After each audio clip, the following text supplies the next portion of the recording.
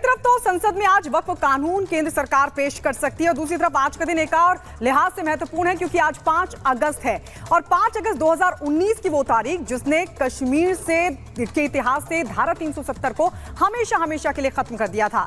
जम्मू कश्मीर से धारा 370 को खत्म हुए आज 5 साल हो चुके हैं, लेकिन इन 5 सालों में जम्मू कश्मीर में विकास की कितनी बयार बही और जमीन पर कितना परिवर्तन हुआ आपको दिखाते हैं।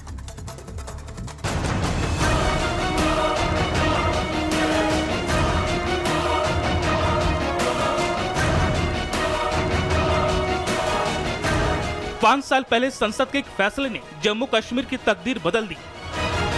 न्यायालय ने माना कि अनुच्छेद 370 एक अस्थायी प्रावधान था, इसमें कोई शंका कुशंका नहीं है। ये संवैधानिक सत्य है कि धारा 370 अस्थायी समाधान। आतंकियों और अलगाववादियों ने जो रक्त रंजित तस्वीर बनाई थी वो तस्वीर बदल दी।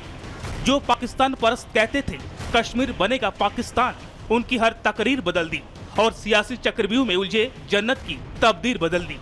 5 अगस्त 2019 से 5 अगस्त 2024 आते सिर उठाकर दुनिया को भारत का सलाम भेजता खुशहाल कश्मीर। नए कश्मीर का निर्माण दिखता है, विकसित कश्मीर की सूरत नजर आती है। भारत के सिरमौर कश्मीर का वैभव कोई भी अनदेखा नहीं कर सकता है। लेकिन 5 साल पहले पाकिस्तान परस्त अलगाववादियों की तकरीरों से खाटी गूंजा करती थी। अब वहाँ शांति है, अमन है, चैन है। भारत 370 हटने के बाद एक एक दिन नए कश्मीर के निर्माण में बीता और आज का कश्मीर उन 5 सालों के निरंतर प्रयासों से सुकून से मुस्कुरा सकता है, क्योंकि न तो भड़काने वाले बचे हैं और न आग लगाने वाले बचे हैं। 2000 करोड़ की लागत से एम्स की स्थापना हुई। IIT और IIM जैसे संस्थानों के सेंटर खुल चुके हैं। डिग्री कॉलेज की संख्या 96 से बढ़कर 147 हो गई है। 7 नए मेडिकल कॉलेज, 2 राज्य स्तरीय कैंसर संस्थान, 15 नर्सिंग कॉलेज की पिछले 5 सालों में शुरुआत हुई है। आज देश की विकास की रफ्तार से जुड़ चुके जम्मू कश्मीर की सफलता कैसे दुनिया को अपनी तरफ खींच रही है, ये आप यहाँ दुनिया की नामी गिरामी कंपनियों के चल रहे प्रोजेक्ट्स को देखकर भी लगा सकते हैं। श्रीलंका के पूर्व क्रिकेटर मुरलीधरन भी आज के जम्मू कश्मीर से प्रभावित हैं। उनकी कंपनी 1642 करोड़ का इन्वेस्टमेंट कठुआ में करने जा रही है। 2021 में गवर्नमेंट ऑफ इंडिया ने और J&K गवर्नमेंट ने जो इंडस्ट्रियल पॉलिसी जो है वो लॉन्च की है, तो उसका एक बहुत ही अच्छा रेस्पॉन्स जो है वो आया है कि बाहर से निवेश करने के लिए जो है, जैसे कि पहले धारणा थी कि J&K में नहीं जाना है, तो अब काफ़ी अच्छा रेस्पॉन्स जो है वो रहा है। और जैसे आपने कहा कि सिर्फ हमारे देश से ही बाहर के लोग जो है नहीं आए, बल्कि इंटरनेशनल क्रिकेटर जो हैं मुरलीधरन जो हैं, उन्होंने भी जो है यहाँ पर जो है लैंड जो है वो ली है, तो ये हमारे लिए बड़ी ही सुखद खबर है। जम्मू कश्मीर प्रशासन निवेश को सुविधाजनक बना रहा है, जिससे करीब 1.5 लाख नौकरियां पैदा होंगी। आज आर्टिकल 370 और 35A के खत्म होने की 5वीं वर्षगांठ मनाई जा रही है। जम्मू कश्मीर में निवेश के लिए एक नई सुबह देखी गई है। जम्मू कश्मीर धारा 370 और 35A के निरस्तीकरण की 5वीं वर्षगांठ मना रहा है। इन 5 सालों में निवेश के नए आयाम जम्मू कश्मीर ने छुए हैं और पिछले 5 सालों की बात की जाए तो जम्मू कश्मीर की नई निवेश पॉलिसी से लाखों करोड़ रुपए के निवेशक जो हैं वो जम्मू कश्मीर में आए हैं। इसी कड़ी में अंतर्राष्ट्रीय क्रिकेटर और स्पिनर मथुया मुरलीधरन की कंपनी सिलोन ने जम्मू कश्मीर के कठुआ जिले में एक नया प्रोजेक्ट जिसकी लागत 1650 करोड़ रुपए है, उसमें निवेश किया है, जिसके लिए जम्मू कश्मीर सरकार द्वारा उन्हें जो है 25 एकड़ से ज्यादा जमीन आवंटित की गई है। बीजेपी आज आर्टिकल 370 और 35A के ऐतिहासिक फैसले पर जश्न मना रही है। इसके अलावा अनुच्छेद 370 को खत्म होने के बाद जम्मू कश्मीर में पर्यटन और निवेश में बढ़ोतरी हुई है। जम्मू कश्मीर में निवेश की अगर बात हम करें तो यहाँ निवेश 10 गुना ज्यादा बढ़ गया है। बीते 5 सालों में जम्मू कश्मीर ने विकास के नए आयाम ही तय नहीं किए। जम्मू कश्मीर में सुरक्षा व्यवस्था को लेकर भी मोदी सरकार ने गंभीरता दिखाई। कश्मीर की मौजूदा तस्वीर इस सुखद बदलाव की कहानी खुद कहती है। बीते 5 सालों में यहाँ हुए आतंकी घटनाओं में आई कमी की ही बात करें तो आंकड़े सारी सच्चाई बयां कर देते हैं। आज जम्मू कश्मीर में हर नाके पर सुरक्षा के जबरदस्त इंतजाम है। जम्मू कश्मीर पुलिस की खुफिया नेटवर्क तमाम जानकारियों के आधार पर कार्रवाई करती है। नाइट पेट्रोलिंग रेगुलर है, जिसका असर है कि घाटी से आतंक का लगभग सफाया हो चुका है। आतंकियों के सरपरस्त या तो मारे जा चुके हैं या बेनकाब होने के बाद वो जेल में हैं। आंकड़ों में बात करें तो 2018 में अलगाववादियों की घाटी में 78 सपोर्ट बेस थे, जो 2019 में बढ़कर 70 हो गए थे। लेकिन 2020 आते आते ये केवल 6 पर सिमट गए। अलगाववादियों को या तो जेलों में डाल दिया गया है या नजरबंद कर दिया गया है। अलगाववादियों को भारत सरकार से मिलने वाली सुरक्षा को हटाया गया और अलगाववादियों के 82 से अधिक अकाउंट फ्रीज कर दिए गए। बेशक बदलाव की ये कहानी देश के उस सिरमौर राज्य की है जहां विकास ही बदलाव की सबसे बड़ी वजह बनकर उभरा है।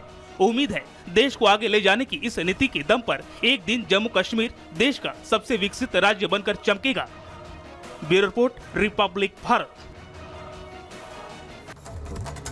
और बात असम की करते हैं। उत्तर प्रदेश के तर्ज में जल्द ही असम सरकार भी लव जिहाद कानून लेकर आने वाली है और कहा यह जा रहा है कि नए प्रावधानों के मुताबिक अगर आप लव जिहाद के दोषी पाए गए तो आपको उम्र कैद की सजा भी हो सकती है। पूरी खबर इस रिपोर्ट में आपको बताते हैं। यूपी की तर्ज पर अब जल्द असम में भी लव जिहाद कानून लाने की तैयारी है। असम में भी लव जिहाद करने वालों के खिलाफ कड़ी सजा का प्रावधान किया जाएगा। देश को एक बहुत बड़ा लाभ जिहाद का खिलाफ कानून का जरूरत है। ये टर्म जो है ना वो ये बीजेपी की नई टर्म है। अब लव जिहाद की श्रेणी में डाल के आप उम्र कैद की सजा दे रहे हैं। हनी ट्रैप आप करवाएंगे फिर इसका मतलब लोगों से और उसके बाद उम्र कैद करा देंगे। कोई भी इल्जाम कैसी भी लगा सकता है। इसका कितना जबरदस्त मिसयूज होगा। शर्मा ने यह भी कहा कि जल्द एक नई अधिवास नीति पेश की जाएगी जिसके तहत केवल असम में जन्मे लोग ही राज्य सरकार के नौकरियों के लिए पात्र होंगे। इसके अलावा अगर कोई मुस्लिम हिंदू की संपत्ति खरीदना चाहता है या कोई हिंदू मुस्लिम की संपत्ति खरीदना चाहता है तो उसे सरकारी अनुमति लेनी होगी। अब विपक्षी दल हेमंता के ऐलान के खिलाफ मैदान में उतर आए हैं। Bureau report, Republic Bharat. और उधर बिहार के हाजीपुर से एक बड़ी खबर मिल रही है जहां पर 8 कांवड़ियों की मौत हो गई है। करंट लगने से मौत हुई है। आपको बता दें दरअसल कार से जो डीजे का संपर्क है वो हो गया था। डीजे उसकी चपेट में आ गया था। इसी दौरान ये पूरा हादसा हुआ जिसमें 8 कांवड़ियों की मौत हो गई। कुछ का इलाज जारी है। बिहार में 8 कांवड़ियों की मौत का ये मामला बिहार के हाजीपुर से सामने आया है जहां पर हाई टेंशन तार से डीजे गाड़ी का संपर्क होने की वजह से उसमें करंट दौड़ गया और इस वजह से कांवड़िए इसकी चपेट में आ गए। 8 संख्या बताई जा रही है। 8 कांवड़ियों की मौत हो गई है और ये 3 तस्वीर हम आपको दिखा रहे हैं। कुछ घायलों का फिलहाल इलाज जारी है। तो सावन का तीसरा सोमवार, मंदिरों में रौनक छाई है लेकिन इसी बीच गाजीपुर में ये दर्दनाक हादसा हो गया।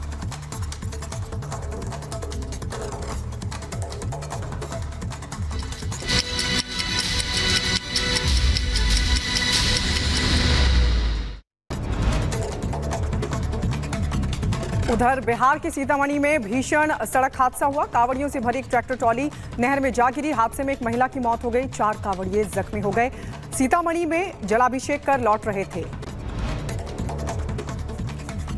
मैनपुरी में बीएससी छात्रा ने फांसी लगाकर आत्महत्या कर ली। मृतका का धर्म परिवर्तन करके शादी करना चाहता था आरोपी। पुलिस ने आरोपी वासिफ अंसारी को गिरफ्तार कर लिया है। उधर बुलंदशहर में बदमाशों ने के हौसले बुलंद। बाग में रखवाली कर रहे लोगों का बेरहमी से पिटाई की। गंभीर हालत में अस्पताल में कराया गया भर्ती। अज्ञात हमलावरों के खिलाफ दर्ज किया गया केस भी। बदायूं में संदिग्ध परिस्थितियों में हुई विवाहिता की मौत। फांसी के फंदे पर महिला का मिला शव। पुलिस मामले की छानबीन में जुटी है। अम्बेडकर नगर में 2 शाती चोरों को पुलिस ने धर दबोचा। अपराधियों के खिलाफ चलाए जा रहे अभियान में पुलिस को मिली ये बड़ी सफलता। आंध्र प्रदेश के अलूरू में नकली नोट के रैकेट का भंडाफोड़। 47 लाख रुपए के नकली नोट बरामद। पश्चिम गोदावरी जिले में चलाया जा रहा था ये रैकेट। केदारनाथ में फंसे यात्रियों को निकालने के लिए चौथे दिन भी रेस्क्यू अभियान जारी। रुद्रप्रयाग में अब तक 11,000 लोगों का रेस्क्यू किया गया। जम्मू कश्मीर के पुंछ में नवग्रह मंदिर से त्रिशूल यात्रा निकाली गई। यात्रा के दौरान श्रद्धालुओं की उमड़ी भारी भीड़। त्रिशूल यात्रा की शुरुआत नवग्रह मंदिर से हुई और डिग्री कॉलेज मैदान में आकर संपन्न हुई। चेन्नई में पहली वंदे भारत मेट्रो ट्रेन का हुआ सफल ट्रायल। चेन्नई बीच से कटपाड़ी जंक्शन के बीच ट्रायल रन शुरू किया गया।